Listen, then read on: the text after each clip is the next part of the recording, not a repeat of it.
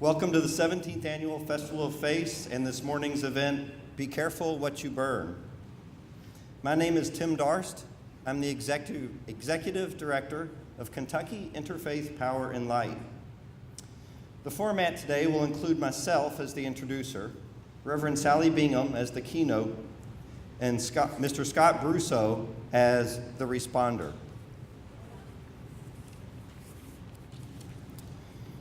The U.S. has faced many social sins in our 236-year history. Slavery, child labor, oppression of women, heterosexism, and racism, to name a few. As a people, we have fought these social sins and grown a better society by addressing them. At the forefront of many of these struggles has been the faith community. Whether it was Dr. Martin Luther King Jr. and other faith leaders fighting racism, or abolitionist preachers challenging the faithful from their pulpit, or the Faith Leaders for Fairness who helped bring about the Fairness Amendment here in Louisville.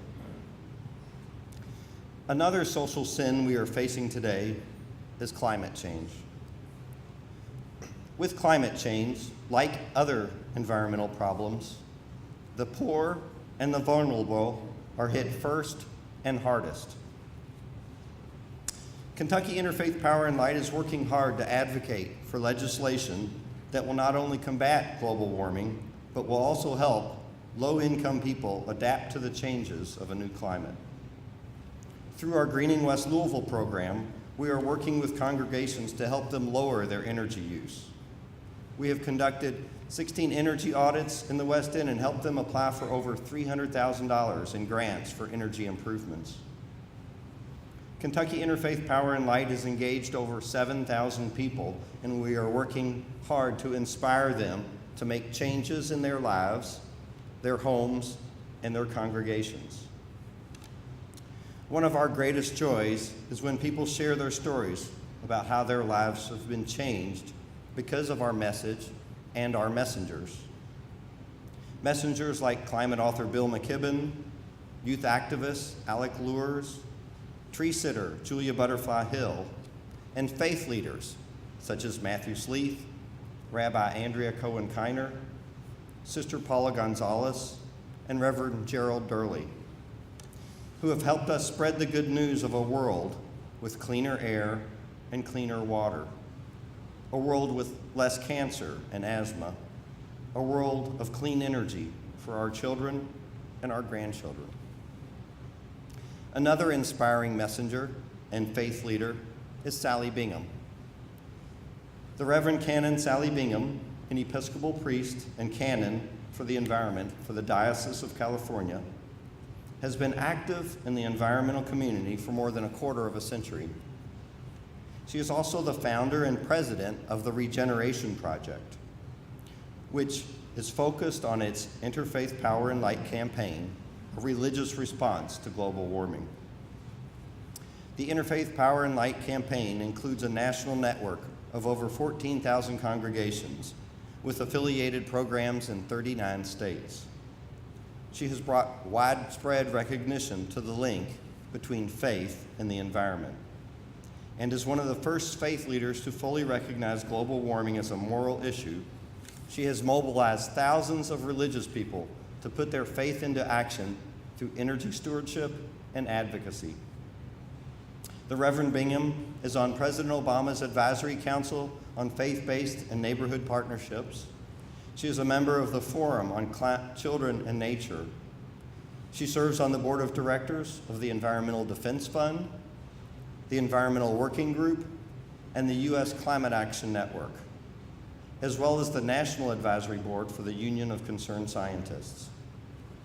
The Interfaith Power and Light campaign and Reverend Bingham have received numerous awards, including the 2007 U.S. EPA Climate Protection Award, the Purpose Prize, the Energy Globe Award, and commendation as a sacred gift to the planet by the World Wildlife Fund. And this year, she was awarded the Audubon Society's Rachel Carson Award for her environmental leadership. Reverend Bingham was named one of the top 15 green religious leaders by Grist magazine and has been recognized as a climate hero by Yes magazine. She has received numerous honorary doctorates of divinity from the University of the South, the Church Divinity School of the Pacific, and the College of Holy Cross.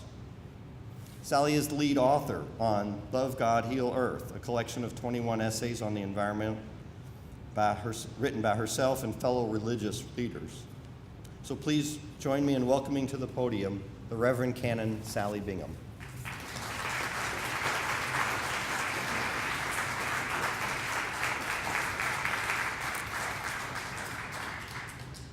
Thank you very much, Tim. That's quite an introduction. Thank you. I was thanking Christy and the committee of people who brought me here from San Francisco to be with you these few days. I've heard about the Festival of Faiths for a long time, and I have wanted to come, and I'm so happy to be here. But I also want to thank my hostess, Edith Bingham. I know you're out there, and she has taken wonderful care of me while I've been here, and a young man named Eric, who has been driving me to and fro different events. I feel like he's become a friend, and I hope to see him again. And Tim, who you just met, thank you to you. Tim runs the Kentucky Interfaith Power and Light program that I hope any of you who belong to a parish that isn't already involved with Kentucky Interfaith Power and Light, that you will find Tim and get working with him in the next few days, not weeks or months, but in the next few days. Oh, one other thing. I'm not the Sally Bingham that was born and raised in Louisville, Kentucky. I have been confused many times with her, and I've met her. I had tea with her in Santa Fe. She's a lovely woman, but that's not me. I was married to a Bingham who I am no longer married to, so I'm really not a Bingham at all. I like the name, and it's fun to have it when I'm in the South. And I have children who are Binghams.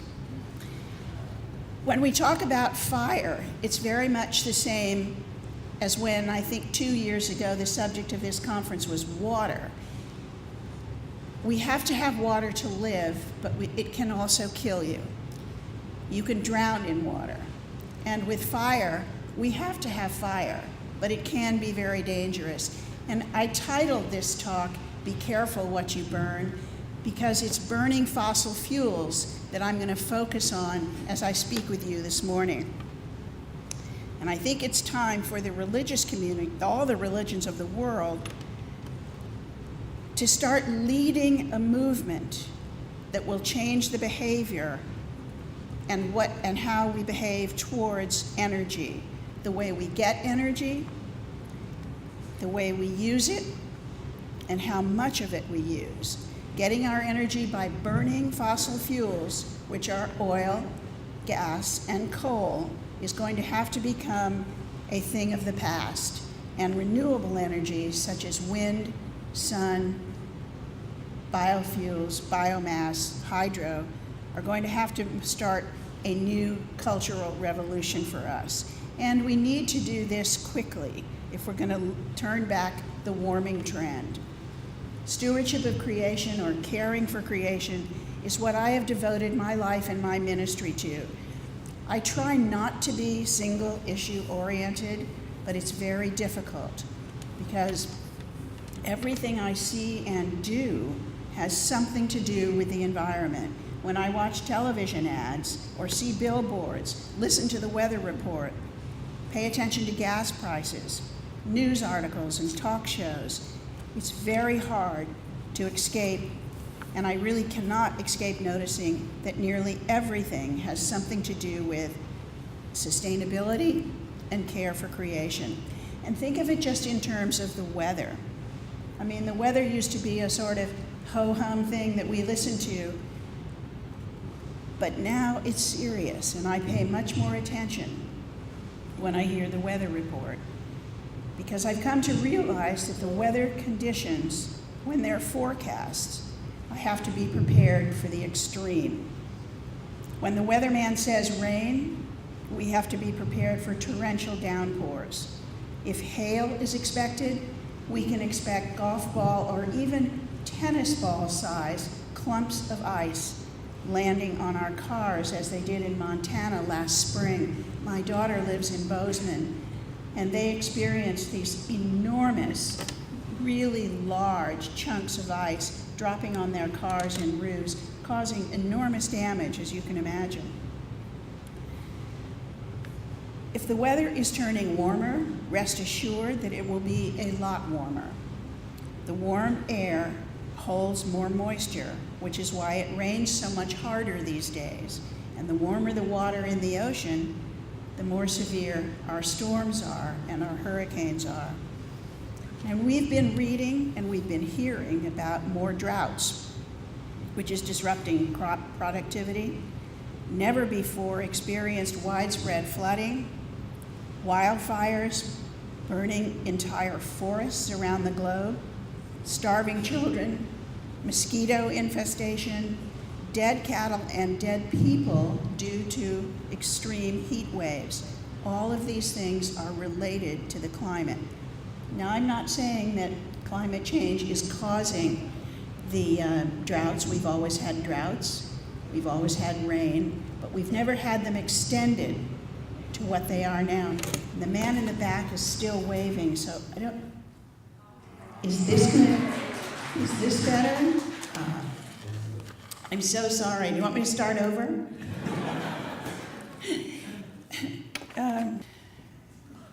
We've been reading and hearing more about droughts that's disrupting crop productivity, and never before widespread flooding, wildfires that are burning entire forests around the globe, starving children, mosquito infestation, dead cattle, and dead people from extended heat waves. And all of these things are related to the climate. But it has taken a superstorm like Sandy that recently devastated New York, New Jersey, and the northeastern states for two really important things to be realized. First, the United States is not immune to the effects of climate change. And secondly, the weather can be connected to the climate disruption. Climate change is affecting all of society and all segments of life. Recently, I read an article about ticks on animals in the Northeast, that the winters are not getting cold enough and the ticks don't die out. My in-laws backed this up. They live in Connecticut and they have a large dog that they take out on walks on a regular basis. And even though the dog has a flea protection collar on and tick protection collar, it comes into the house covered with ticks, and it's becoming an enormous problem for them. I always find that if I read an article somewhere and I really want to believe it, I think it's true, if it's backed up by some actual story where it's happening, I know that it's true. Climate change is affecting lives all over the world. And the reason that I work on energy and climate, is because I think it's the most important moral issue of our time. And it should be the center of religious life and activity. We will not exist if we continue business as usual. We will destroy the basic fabric of life if we don't change our behavior and if we don't change it soon. It could be too late. There are some folks that say we've already gone too far. And it means that every behavior needs to be reconsidered. And they aren't drastic changes. Putting in compact fluorescent light bulbs in your home, you still have light. It's even better light. It doesn't burn as hot, and it isn't as costly. Now that's just a very simple thing, but it's something where we can all start. Climate change is a complicated issue, and it often invokes feelings of loss, hardship, unfairness, fear, and certainly confusion. Now those feelings are as real as the crisis itself. It's daunting, I know, but I think that we are also at a moment in time of rare opportunity. There's something bigger than the feeling of fear and crisis. We can unite with a shared purpose, something that few generations have had the chance to do. While crisis means danger, it's also an opportunity to work together. And this is a chance to this is a chance to redefine the human purpose. Why did God put us here in the first place? And what is the human purpose? Might we consider coming together with the purpose of healing the earth so that we and the next generations can live in health and safety? We might think about not living for ourselves alone, but by living for the people who come after us. Could that be our shared purpose? Might society find unity with the purpose of saving itself?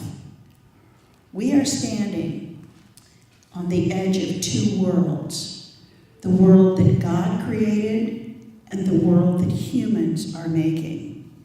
And the one that we are making is not sustainable. We have to change our behavior, not drastically, but enough so that we think about our behavior before we buy a new car or a new appliance or even a package of blueberries. One of the most important things we need is a cultural shift in the way we think about, create, and use energy. But the challenge that we face is huge in making these changes. Even though we have witnessed numerous mining explosions and hundreds, if not thousands of deaths due to coal mine disasters, nonetheless, the coal industry is booming. Coal is the most dangerous and dirty of the fuels that we are using. And besides mining through tunnels, coal is extracted by blowing the tops off mountains. Not only does that destroy the entire ecosystem in the vicinity, I suggest that it is a sin against creation and an insult to God. There are other less harmful ways of extracting coal. The best solution would be not to use it at all. The pollution from coal can be directly connected to lung disease, cancer, and respiratory problems. 2 years ago, 11 men lost their lives in an oil rig explosion, causing the worst disaster in the history of this country in the Gulf of Mexico. But still, and this is the challenge, our elected officials in Washington utterly failed to pass any energy, climate change, or even oil spill response legislation. And at the same time, they voted to preserve subsidies to the oil industry, and they have given new permits in the Gulf of Mexico. And this is what we're up against. Congress has rejected climate science, calling global warming a hoax. And they stand behind a well-funded information campaign, misinformation campaign, that's paid for by the oil, coal, and gas industry. Now, it makes you wonder, where is the moral integrity of our elected officials? And how can they put re-election ahead, their own re-election, ahead of what is best for their country? What's best for the American people and best for the poor and the vulnerable around the world, not to mention the preservation of the planet. There is no doubt that every form of energy has risks, but we do not have to take and should not take the kind of risk that's been proposed with the Keystone Pipeline. That's a pipeline carrying tar sands from Canada through the heartland of America down to the Gulf of Mexico, where it will be refined and then exported. Fortunately, the decision for that and its completion has been postponed, and with the proper and appropriate societal outcry, we may be able to prevent it. The BP oil company, along with Halliburton and Deepwater Horizon, killed 11 men and ruined the Gulf of Mexico. Now, that disaster did not have to happen.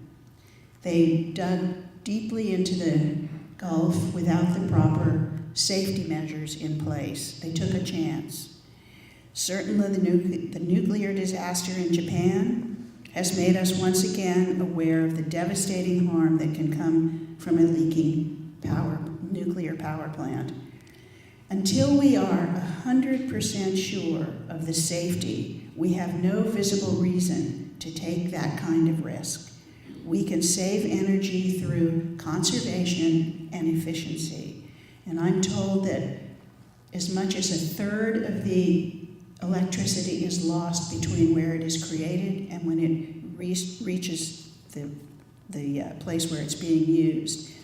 And if we could tighten up the grid and conserve before we build more nuclear power plants or before we dig deeper and deeper into the ocean for oil and lay a pipeline across America with the risk of contaminating water for millions of people and their farms, we can invest in renewable energy that will create jobs and be clean and doesn't take the risk with the vulnerable resources of nature.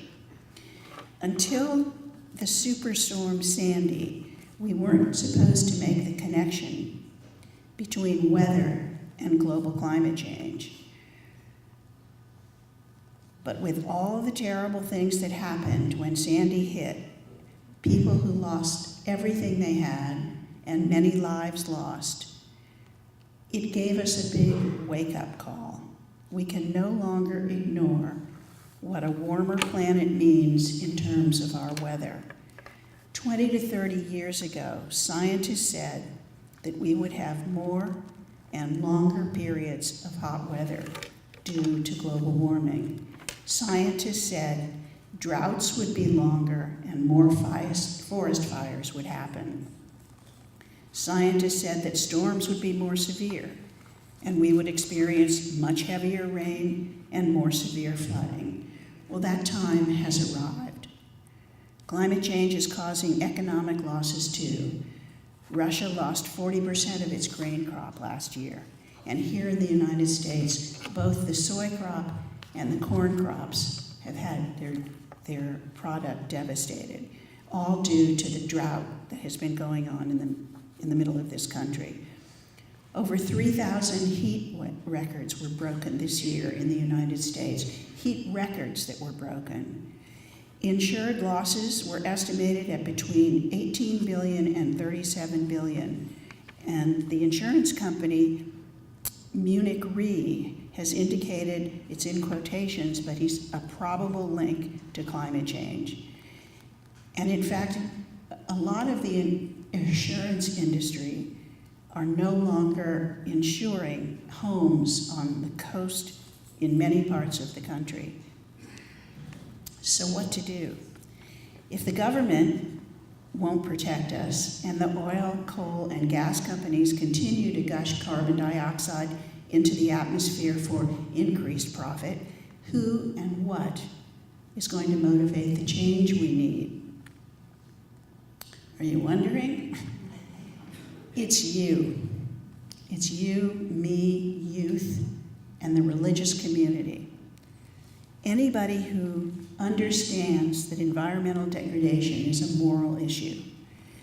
We are becoming the foundation of a fast-growing movement.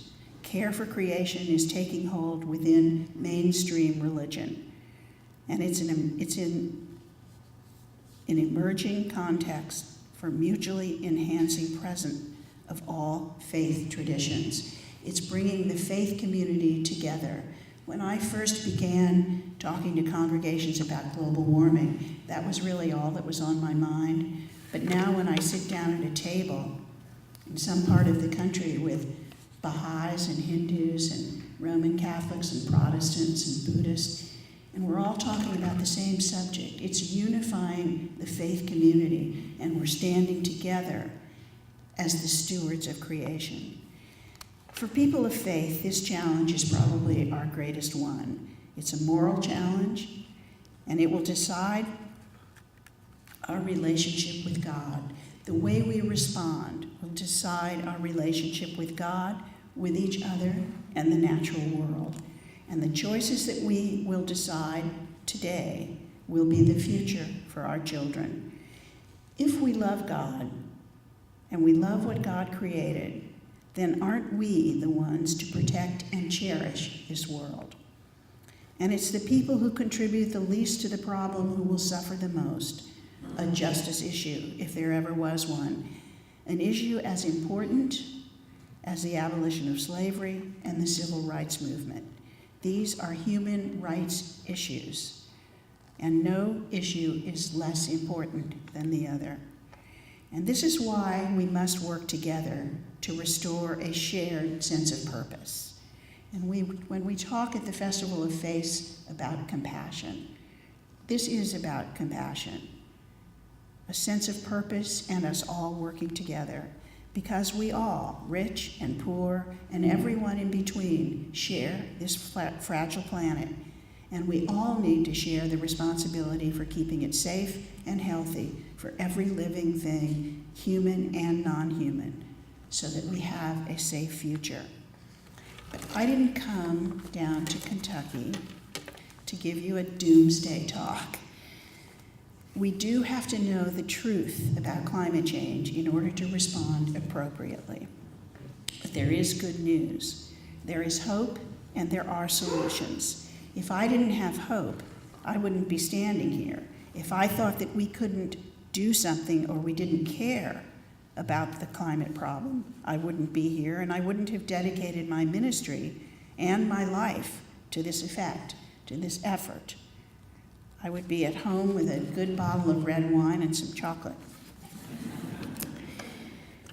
Some of the solutions are on the horizon, and our grassroots Interfaith Power and Light program right here in Florida are promoting them. People of faith can and are beginning to take a leadership role. Energy efficiency, conservation, and education.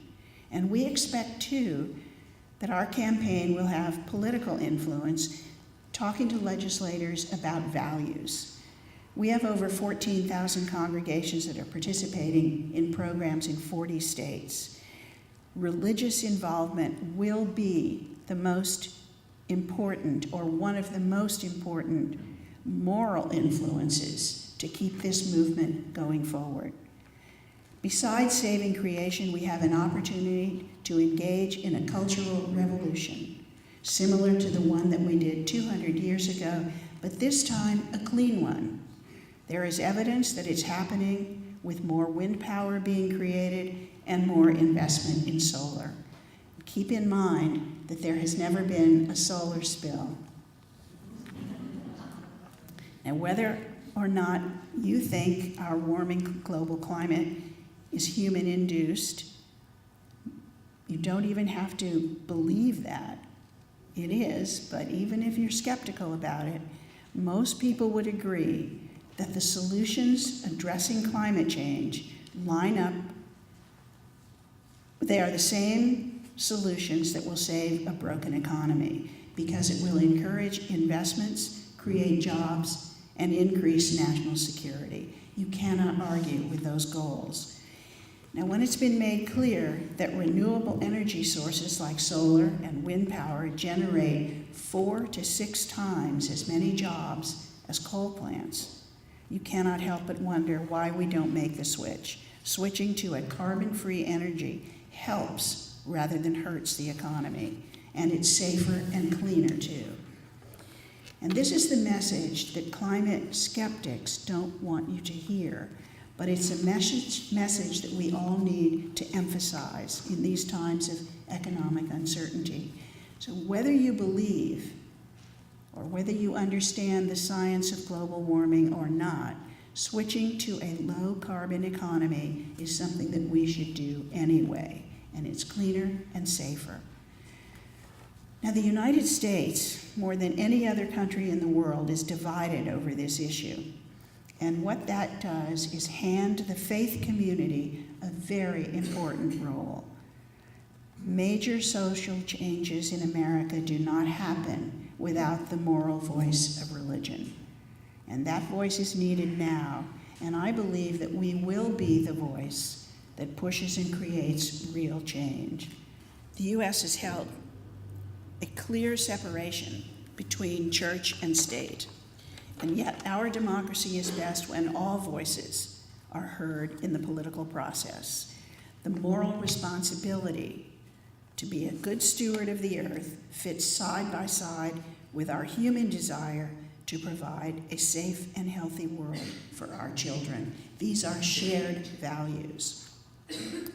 So you don't have to believe that humans are warming the climate not to recognize that reducing energy consumption and boosting renewable energy supplies is the single best prescription for lifting the U.S. economy, propelling a global economic recovery that is not based on exploitation and degradation of the environment, but rather on a smart and sustainable approach that will democratize the energy supply in rich regional communities and economics and economies. And I've said this before, and I will say it again, I believe that climate change and the climate crisis is one of the most, if not the most, important moral issue of our time. And when moral and economic priorities align as they do now, there's no justification for inaction. Inaction will only cost more later. Inaction will only cost more later. The best hope for all of civilization right now is that people of faith stand up and voice the moral responsibility of a nation to protect its people from potential catastrophic disaster. And it is beginning to happen. Religions are not waiting for international treaties or government regulation. We are putting our faith into action. Clergy are preaching from the pulpit about the moral basis behind environmental stewardship. And that may have more of an effect, more of an impact than a politician or a scientist. As far as I'm concerned, though, the most exciting and hopeful thing is that the faith community is now taking action. In Tanzania, the Lutherans are replanting 3 million trees on Kilimanjaro. The Buddhists in Cambodia are trying to stop illegal logging by ordaining trees. And we are helping these projects. We're helping these projects in the developing world by setting up sister relationships with congregations here who provide the funds so that they can replant these trees. And here in the U.S., our 14,000 interfaith Power and Light congregations are doing things like putting solar panels on the roofs, putting in geothermal systems, installing energy-efficient appliances, developing creative liturgy to help change hearts and minds. Churches, mosques, and synagogues are all serving as examples to the community. And clergy are walking the halls of legislative buildings and talking to legislators. This is what they did during the civil rights movement, and many credit the faith community with playing a decisive role in the successful effort to convince politicians to do the moral and right thing that supports the common good. And it isn't about sacrifice, it's about stewardship, and it can be joyful. The joy of giving, just the little things that make a difference. When I go out in my garden and I dump food scraps from my table into my compost bin, and then I dig it back out a few months later and plant vegetables, or if I walk the 2 miles to Grace Cathedral from where I live on a Sunday, I feel that I'm giving back in exchange for the abundance that I and many of us have been blessed with. I don't feel deprived or like I'm a martyr. I feel like I am helping and giving. It feels good not to make waste. It feels good to go out and get the soil that I have created and use it to plant. And then I have gasoline in my car when I really need it. It's fun to experiment with ways to save energy and not be wasteful. But doing the right thing is not always the easiest. But for people of conscience, it is the only thing to do. Now, I'm not a scientist, But for the last 10 years, I've worked almost entirely on a religious response to global warming. I have read and studied it. I have met, sat down, and spoken with climate scientists. I believe them. They are our modern-day prophets. There are still many skeptics and deniers, and you know the difference between the denier and the skeptics are good. Everyone should be skeptical. You need to question things and make your own decisions. Deniers are different. The deniers are the ones that really will not listen to reason or to the science. But we want the skeptics. And one of my strongest arguments when I'm speaking with either skeptics or deniers is that I can say, if the denier is wrong, and if I am wrong, well, let's start with if I'm wrong. If I'm wrong, we've cleaned up the air, we've cut down on pollution, we've created jobs, we've boosted the economy. If the deniers are wrong, they will have condemned our children to an unhealthy and miserable future. Think of it this way, too. If the abolitionist had backed down because plantation owners in the South didn't like the message, and we backed down over that, we might still have slaves. For those of us who recognize that the climate is in a crisis, this is our time to speak out. And for religious leaders, we have a responsibility to do so. Science tells us that we just have a scant few years to turn this trend around to avoid catastrophic weather conditions and unprecedented sea rise that will put entire nations in the developing world at risk. And we're seeing signs of some of that already. Some folks think it's already too late. I don't believe it's too late. I think we can work together and curb our energy use, and we can slash our greenhouse gas emissions.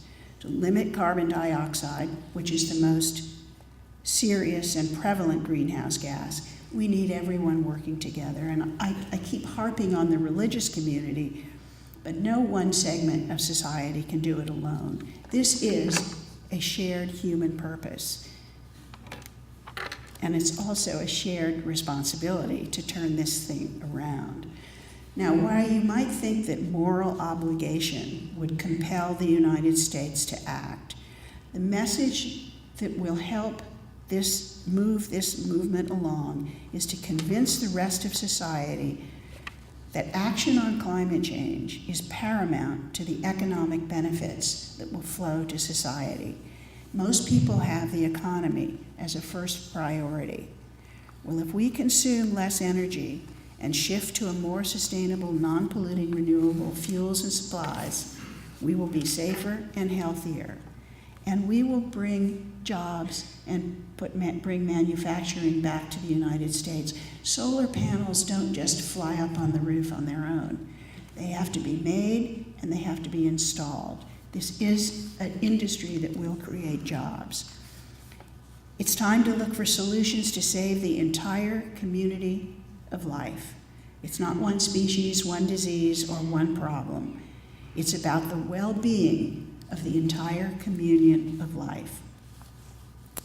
I'll just sidestep a minute and ask you,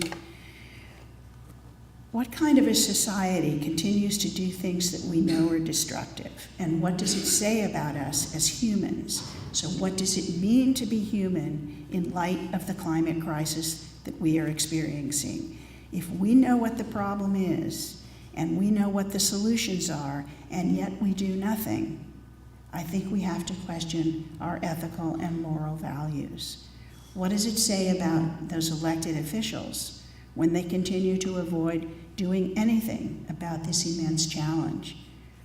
Isn't it a crime not to even try to protect us? And why is the U.S. government letting China take over world leadership in renewable energy? It seems that our politicians care more about their personal power than the power of America in the world. The decisions that we make today will affect neighbors near and far, and most importantly, our future neighbors, our children and their children. And we have a responsibility to the next generation and to today's call for greater economic opportunity.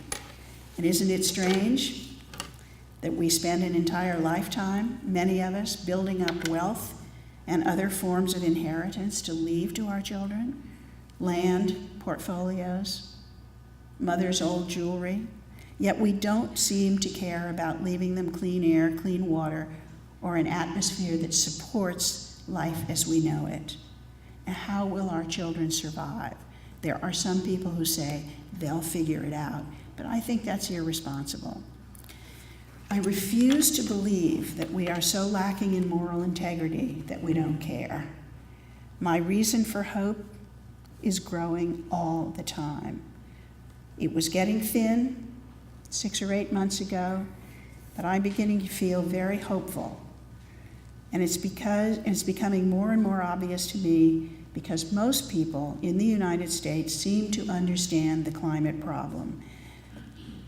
Legislators that showed energy and climate concerns were elected and re-elected in this last election, as opposed to the ones who called climate crisis a hoax. And hope lies with the youth, college students, and young adults. I think we're reaching a threshold where enough people are aware of the daunting issues that we face with the climate change. 85% of the people polled say they care. It isn't always a top priority, but they care. And I got an email just a few days ago saying that 89% of the meteorologists believe that global warming is happening. And that's a much larger number than has been reported. And then when you think that 65% of Americans attend a house of worship on a regular basis, it gives religious leaders a large audience and a lot of influence. Clergy preaching from the pulpit about the moral basis behind environmental stewardship will have far more of an impact than that of a politician or a scientist. I often say, though, that religion would not have a prayer without the science. But this is a moment when we must take responsibility for the destruction that humans have caused on creation. It's a moment when we need to pledge to take an unwavering stand to preserve and protect the creation over which we have been given dominion. That is not domination. Dominion is stewardship. It's the kind of dominion that God has over us, that we have over our children, that teachers have over their students. Dominion is helping the other to be the best they can be. If we choose life, then we choose to live in harmony with one another and all creation. And this is a time to make better choices. It's a time to redefine what it means to be human and to seek justice on behalf of those who cannot speak for themselves. It's a time for an intergenerational shared purpose, one that can bring us out of a recession and start healing the abused earth. Faith and hope are crucial to celebrating a shared purpose, and I do sense hope. The form of new technologies, investments in renewable energy, and in work that individual cities and states are doing, and with students that I have recently visited. But most of all, the recognition by people of faith who believe in the power of the human spirit. And hope is here with you in this room. I hope that we will commit to finding and holding joy as we move forward in a peaceful campaign, one that will bring healing to this fragile earth, our island home, a campaign that will boost the economy, clean our air, cut pollution, make us safer and healthier. Climate change scares many of us, but faith provides the hope, and hope is the one emotion that is stronger than fear. We have a great opportunity now. While the climate situation is a major crisis, and crisis usually is associated with danger, crisis brings us opportunity, and we cannot waste this opportunity.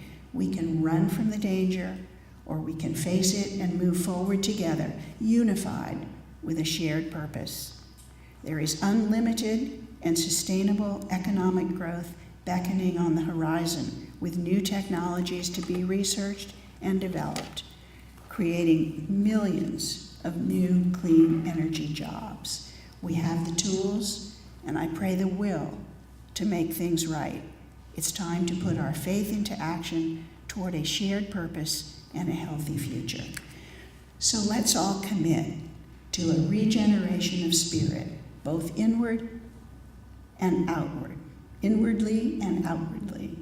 Commit to being an example to others. Show our love for each other and all of creation through our behavior. Choose resurrection and life over death and destruction, and think sustainably. We're all in this together, one family with one shared purpose and one hope for all. We are here, the time is now, and I thank you for your attention.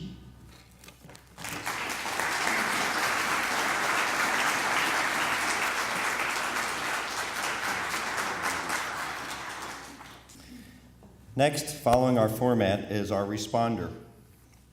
Our responder is Scott Brusaw. He's the co-inventor and co-founder of Solar Roadways.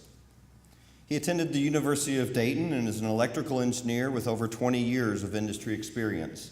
This includes serving as Director of Research and Development at a manufacturing facility in Ohio, and in developing several networked control systems from the ground up. Scott has multiple patents, and his software and hardware have been sold internationally. Scott is also a former Marine Corps sergeant, a former Cub Scout Cub Master, a former Boy Scout Scoutmaster, and has been active in homeschooling, in 4-H, children's sports coaching, and teaching Sunday school. His interests include religious studies, the Civil War, NFL football, spending time in the woods, and playing on his John Deere tractor. Our responder, Scott Brusaw.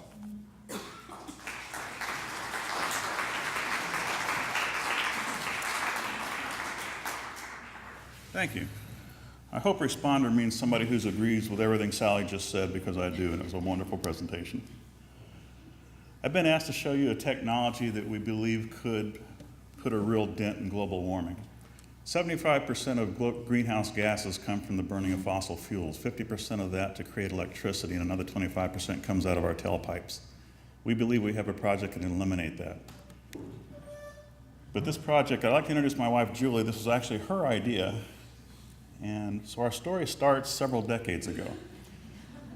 Julie and I met when we were 3 and 4 years old. It was in Orange County, and our families had bought homes back to back in a little suburb called Buena Park. Her mother used to babysit me while my parents worked.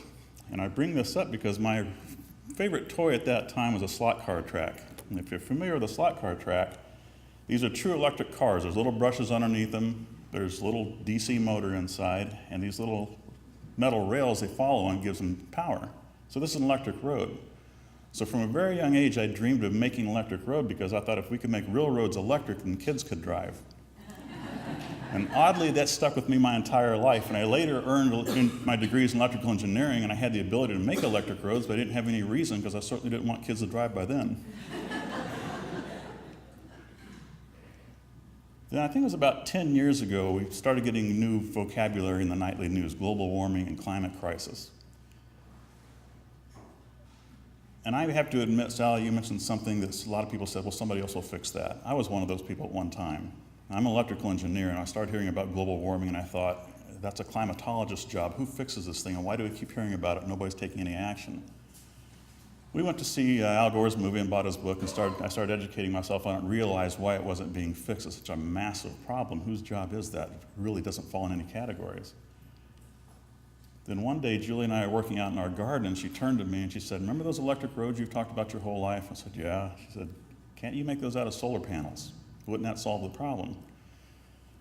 And I went into a 10-minute dissertation about how you can't even step on those things, a solar panel, let alone drive on them, because they'll break. And she dropped it, but I kept thinking about that. I said, if she's right, if we could do that, think of the potential. So I started thinking about the black box on an airplane. And what is that? It's a structurally engineered case that protects sensitive electronics from the worst of airline disasters. They can fish these things off the bottom of an ocean or dig them out of the side of a mountain, and they can hear what was done on the airplane in the last minutes. So I thought, if we could make something similar, it doesn't have to withstand an airplane crash, it just has to withstand an 18-wheeler rolling over the top of it. So we started talking to different universities around the country, materials research universities, Penn State University's Materials Research Institute, University of Dayton's Research Institute. And the University of Dayton at the time was working on what they called transparent body armor. And I envisioned some kind of see-through bulletproof vest, which made no sense. But what it really was is at that time, about 60% of our casualties coming out of Iraq were from roadside bombs.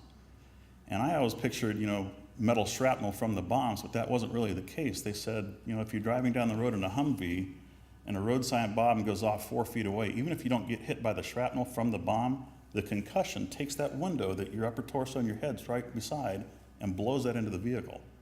And that becomes the shrapnel. So they were tasked with trying to find some kind of glass that could withstand an explosion point blank range from a roadside bomb. And they had made one, or made such a material, and they said, we can just tweak that formula a little bit and lay it down, it'll take anything an 18-wheeler can do to it. So we were encouraged that we could make this case, meaning a glass surface that you drive on. So if we could make this, next thought was, what are we going to put inside of it? That's a solar cell. Of course, that would be the first thing we put in. But we live in North Idaho now, get a lot of snow, and solar panels stop working when they get snow on top. So we thought we're going to have to heat the surface somehow, and this technology has been around for decades, so is solar cells. This is the defroster wire in the rear window of your car. Well, if you've got solar panels, you can't write or paint road lines on top of them either, so we thought, let's put LEDs inside our glass and illuminate the lines. Because I'm in my 50s now, I'm losing my night vision, I live on a long, winding, mountainous road. I got to slow way down. If it rains, I can't see the sides of the roads, I'm going real slow. But if you light those lanes up, it's like driving in a video game. They actually did this in the UK. They made what they called solar road studs and planted them about every 10 to 15 feet down these highways, and they found it reduced nighttime accidents by 70% because it told everybody where the road lines were. But if you put LEDs in your road, then now you got to have a microprocessor to drive them to tell them which ones to turn on and which ones to turn off. And as soon as you do that, you've turned your road, each individual panel, into a computer that can communicate with the adjacent panels and the cars driving overhead. One more thing an electric car or an electric road can do is recharge electric vehicles. We've been talking with the Idaho Transportation Department. They want to redo their rest areas and their ports of entry with our technology. And if every state would follow suit, then you could actually drive one of these vehicles from, say, California to Florida on a family vacation. And that would make them practical for the first time, because I've talked to several EV owners. They love their cars, and they're great for going around town, but you can't plan long-distance trips. We just don't have the infrastructure for them. We've also been talking to companies that have developed methods of mutual induction that allows a plate to be mounted under your EV and another one inside the road, so as you drive over it, it recharges your battery while you're moving. One company in Utah has tested theirs up to 75 miles an hour. The problem with their systems is they have the technology to do this, but they don't have a delivery system. Right now it would mean walking out and digging a big hole in the asphalt, planting this thing, and then trying to get power to it. They contacted us and said, we have the technology and you have the delivery system. Together, this makes a beautiful system. So at this point, we think we've got a great idea, but I'm an electrical engineer, Julie's a therapist. We have no marketing skills, no business experience at all. So naturally, we started a website.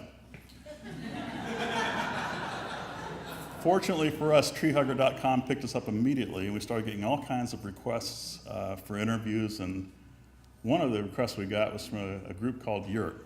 3 young people driving around the country doing 50 states in 1 year looking for solutions to global warming. They didn't have much to go to in Idaho yet, so they called us and said, can we stop by? And we said, yeah, come on up. And they made a film. You can Google it, it's on yurt.com. They made a 4.5 minute film about solar roadways, just our ideas at the time. And that thing went viral. I think it's got like 1.5 million hits already. So we got a lot of publicity out of that. At this point in my life, it was funny because I was now in my late 40s, and I'd done many projects in contract engineering, and I've developed product lines for companies. And I've always wondered, I think we all do, especially in hard times, like, what am I really doing here? What's my purpose in life? And at that time, I was able to look back and had this like warm flush come over me, and every project I'd ever worked on, everything I'd ever done, all the way back to a small child having an idea about electric roads hit me. I've been groomed for this. This is what I'm here for. It was perfect, felt great.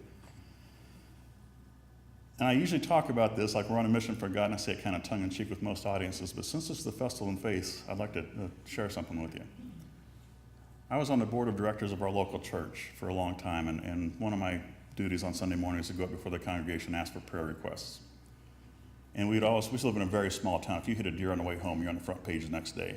So you can imagine with the publicity we've had with Solar Roadways, how much interest there is in our local community. So I always like to share what we're doing, but I noticed when I was up in front of the congregation, every time I mentioned global warming or climate crisis, I would literally see eyes rolling in a few of the congregation members, and that would always upset me, not just because it was rude, but because they were so closed-minded to the potential of global warming. Julie and I watched a PBS special one night called Is God Green? And they mentioned a pastor in Boise named Tri Robinson from the Creation Care Movement, if you've heard of it. And we were going to the Idaho Transportation Department in Boise to talk to him anyway, so we asked if we could stop by his church and talk to him. And he graciously brought us into his office and talked to us for a long time. And he told us, he has this great theory about how Christians and environmentalists separated in the 60s. I don't have time to go into it and couldn't tell it nearly as well, but if you go to tryrobinson.org, he's got the whole explanation there. But he told us that he wrestled, he felt he was being told by God to address his congregation about the environment. And he wrestled with God for 6 months on this because he just knew that if he brought that up, half his congregation would walk out and they'd fire him. But he decided one day he's going to do this. And he stood before the podium and he says, I was absolutely terrified. But I did the sermon on environmentalism, and it's the only standing ovation I ever received.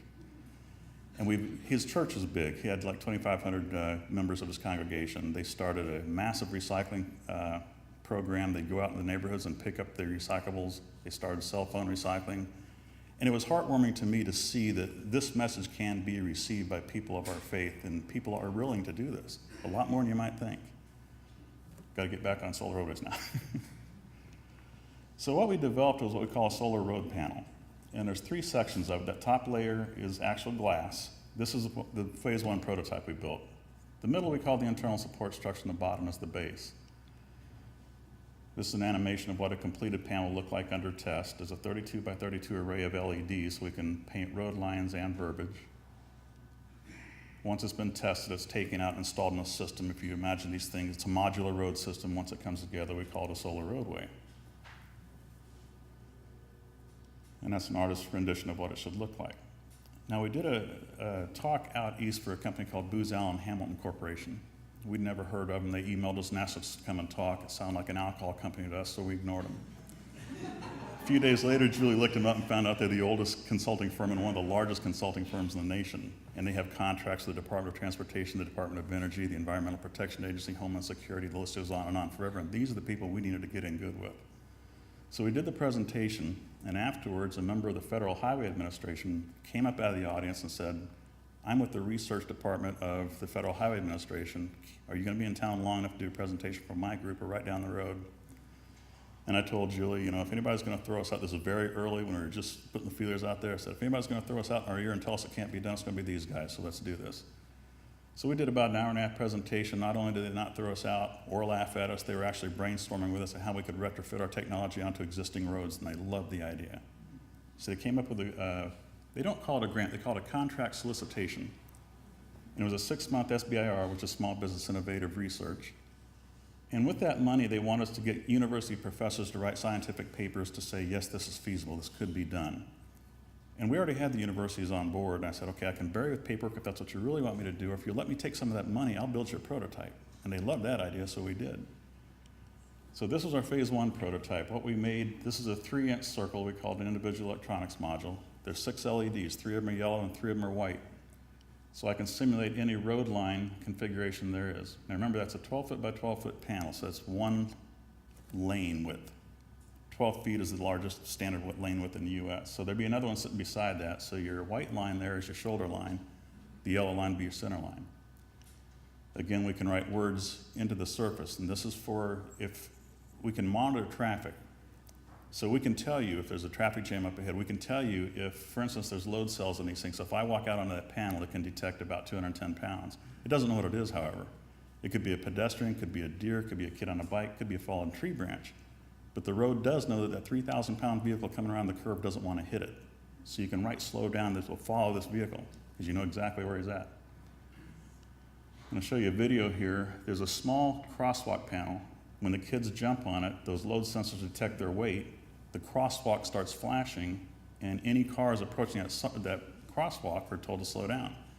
So even if it's the middle of the night and you're dressed like a ninja and you step off the sidewalk onto that crosswalk, it's going to start flashing and the cars are going to be warned, so there's no excuse for hitting pedestrians anymore. One of my wife's favorite applications are playground applications. Of course, we live up north where it snows quite a bit and the kids lose use of the playground about halfway through the winter. Well, with a heated surface, you wouldn't do that. And you could make up any kind of configuration you want. We had our granddaughter's 7th birthday last year in our shop where we had the prototype set up. We had hopscotch for them and mazes and everything else, and they had a ball. So we did all our research for phase 1. We collected all our data, turned in our findings and all our professors' papers, and they gave us a phase 2 contract. And this was $750,000 over 2 years. We're about 3/4 of the way through that. And our task is to build a prototype parking lot. I'm going to show you some pictures of where we're at. I was hoping to have that completed by now. We run into a few delays as these things happen. So our starting point, most of what we've done is using old technology, heated glass, LEDs, microprocessor stuff. The one thing that's new is the surface of the glass, or the glass surface. So we started off, and I've got some samples up here for after the talk if you want to see them. We found a company that made glass sidewalk panels for New York City. These are out in front of Madison Square Garden. And it's hard to see, but that's somebody stepping on it in the rain. The Americans with Disabilities Act requires that any pedestrian surface has a certain amount of traction so you don't slip. And we didn't know it at the time, but there's actually a window. If you put too much traction on there, you lurch forward and fall down. If you don't put enough, you slip and fall down. So there's a window of traction we need. So that's how we thought was a good starting point. We took some samples of this glass and sent it off to a civil engineering department at the university for traction testing. And they came back with the data and they said what this really means is this texture would stop a car moving at 40 miles an hour on a wet surface. So that was a good starting point. That would have been fine for our parking lot, but we're aiming for highways. So we wanted to go back and keep making it more aggressive. The way you do that, the way they test this is with what's called a British pendulum test. It's a pendulum with a rubber boot on it to simulate a tire. And it falls and hits the glass, and they measure how long it takes to skid to a stop, and that tells you your coefficient of friction. We started getting more and more aggressive, and I got some samples of glass up here where it was tearing the boot off of the pendulum. So we had exceeded anything you could do with asphalt or concrete. We didn't know we could do that, so we had to back off a little bit because we'd exceeded. We got way too aggressive. We also did load testing, which is where they push, no matter what material you're doing, they just keep adding more and more weight until it breaks. And they told us you far exceed anything an 18-wheeler can do to this glass. And all of this, we didn't know this was going to be done, so this was music to our ears, and even the civil engineering professors were amazed. They did impact testing. Impact testing is something that simulates like a rock getting stuck in the tread of a truck tire, and just slamming into the glass panel over and over and over. They started off with a steel ball. A 1-pound steel ball, almost 2 inches wide, and since it was glass, the professor started off at 4 inches, and he'd drop it, raise another inch and drop it, seeing how long it takes to chip the glass. He called me and said, my ceiling's only 8 feet tall. I couldn't damage the glass from 8 feet. I'm gonna go up to outside now. So all of these things, he was amazed again, all of these things far exceeded our expectations. I mean, most people think of glass like this, like I can throw my coffee cup through that. How's it gonna withstand an 18-wheeler? But then again, think of bulletproof glass or the UD's bomb-resistant glass. It's a lot more complicated than you might think. A lot more properties to glass. It can do amazing things. So here's where we're at in our project. This is what we call a cable corridor. This is our electronics shop in northern Idaho. We're about an hour from the Canadian border, so we know if it'll work there, it'll work anywhere.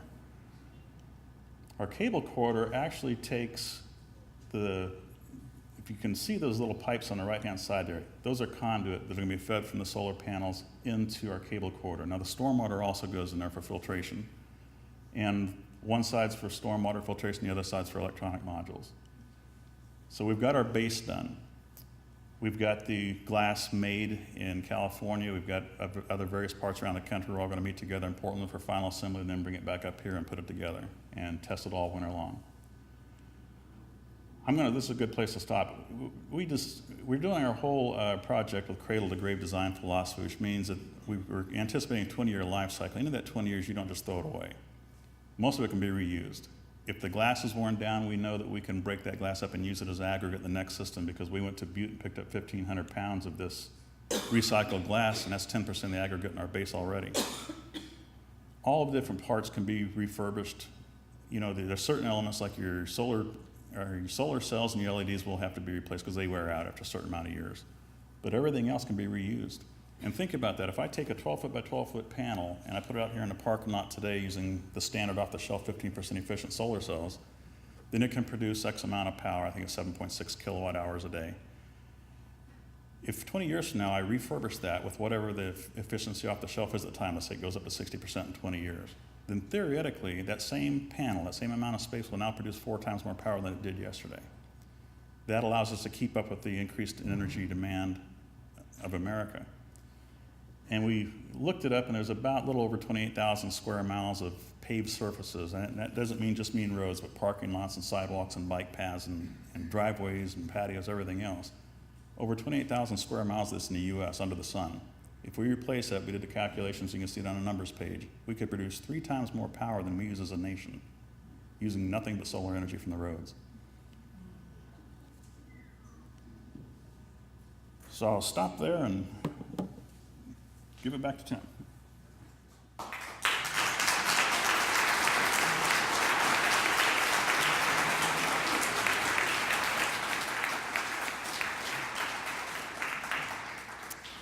We're running a little behind, so I'm going to jump ahead here. Next, I'd like to introduce the Reverend Dr. Charles Hawkins, who is the rector from St. Mark's Episcopal Church here in Louisville, and he's going to do a special presentation for us.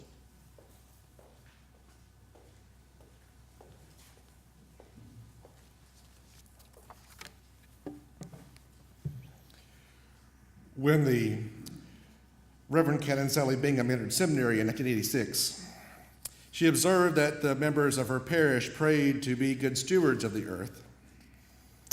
In prayer, they asked to be given a reverence for the earth as God's own creation, that they may use its resources rightly in the service of others.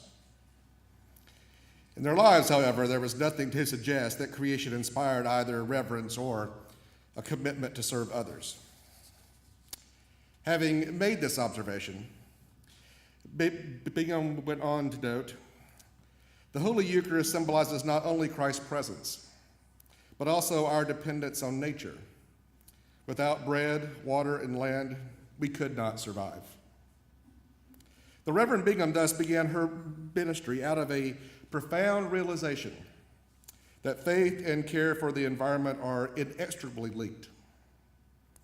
She is widely credited with being one of the first religious leaders to insist that global warming is a moral issue.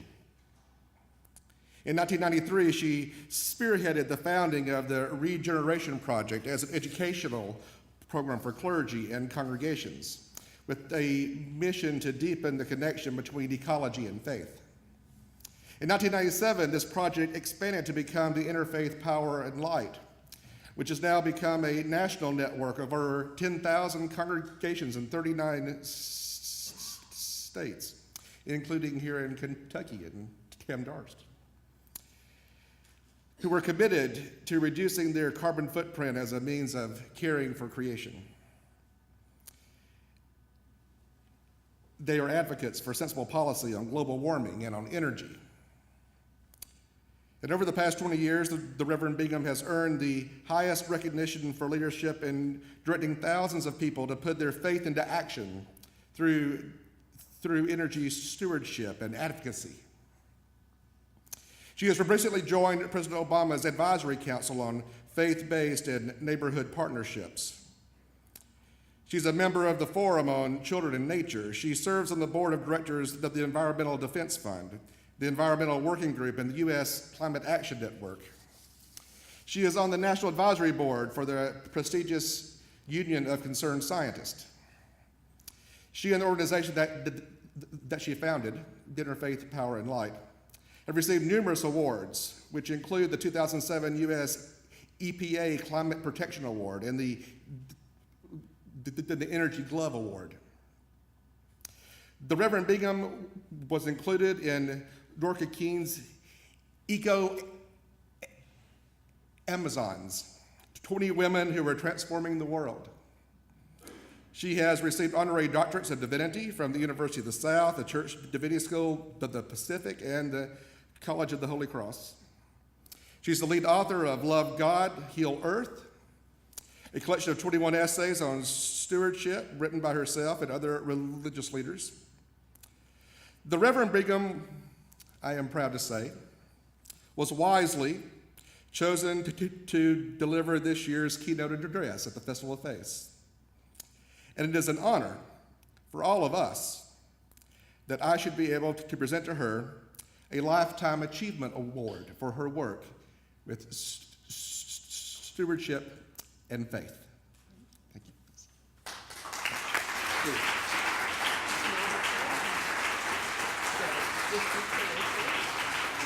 I will hold it for you.